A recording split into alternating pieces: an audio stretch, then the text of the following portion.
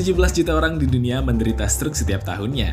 Sepertiga dari orang-orang yang terserang stroke tersebut berujung pada kematian, dan sepertiga lainnya mengalami disabilitas permanen.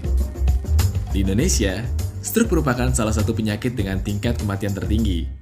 Terlepas dari situasi pandemi COVID-19 yang membahayakan, kita juga harus selalu mengingat akan pentingnya pemahaman mengenai penyakit stroke serta tindakan yang dibutuhkan untuk mencegah semakin parahnya penyakit ini. Stroke sendiri terjadi ketika aliran darah menuju ke otak terputus. Sel-sel dalam otak menjadi kekurangan oksigen dan mulai mati. Ketika hal ini terjadi, kemampuan yang biasanya dikendalikan oleh sel-sel di otak akan kehilangan fungsi mereka.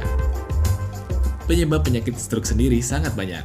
Salah satunya adalah gaya hidup yang tidak sehat. Umumnya, stroke memang mengancam orang tua dengan usia di atas 55 tahun. Tetapi, data menyebutkan bahwa hingga saat ini, 15% kasus stroke terjadi pada remaja dan orang dewasa muda. Kita, sebagai orang awam dan mungkin saja mengalami situasi darurat stroke, harus bisa bertindak dengan cepat dan tepat.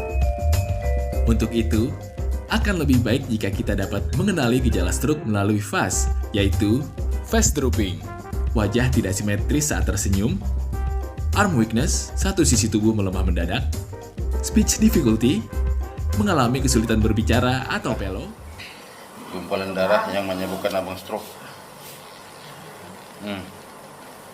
Dekatin lagi. Masya Allah. Jadi pemirsa, abang ini tensinya 250, sudah 6 bulan stroke.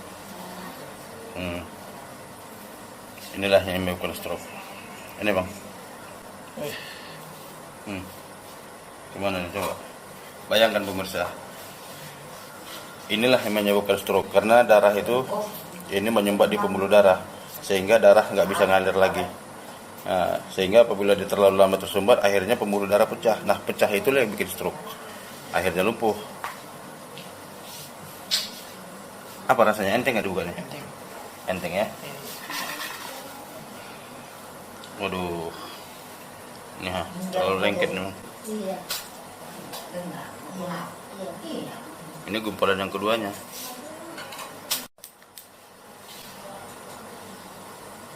Ini kita buka yang di bagian otak belakang ya. Oke.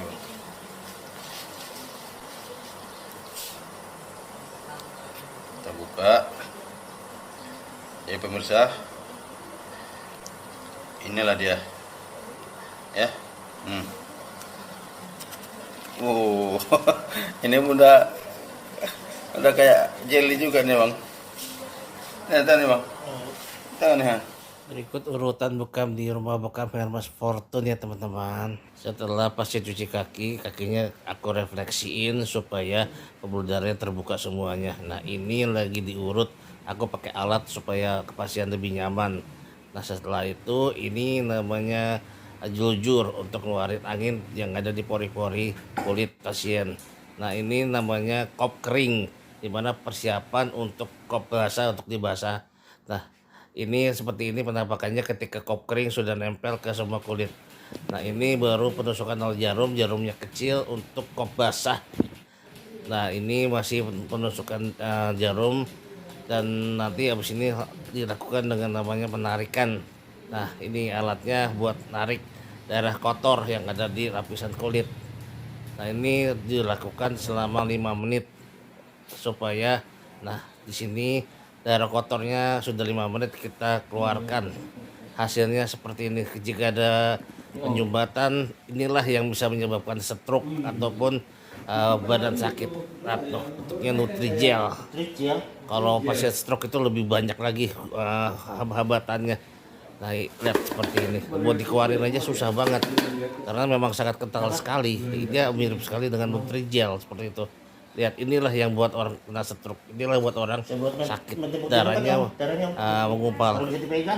Kalau laki-laki bekam sih wajib, karena kalau perempuan itu kan ada tentang bulannya mau keluarin darahnya otomatis. Tapi kalau laki-laki buat keluarin darahnya ya satu-satunya dibekam, karena darah kotor yang menyumbat itu bisa buat pembuluh darah otak pecah.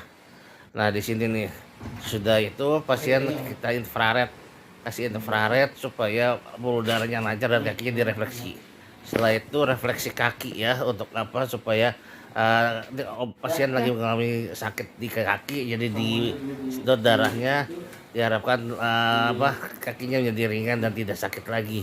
Dan ketika ini kalau kop kaki dibekam harus kiri kanan ya, supaya kakinya dua-duanya enteng. Kalau salah satu doang yang ada, ntar kakinya satu sakit. Nah, setelah tuh penyumbatannya seperti itu, itulah yang buat kaki jadi sakit seperti itu.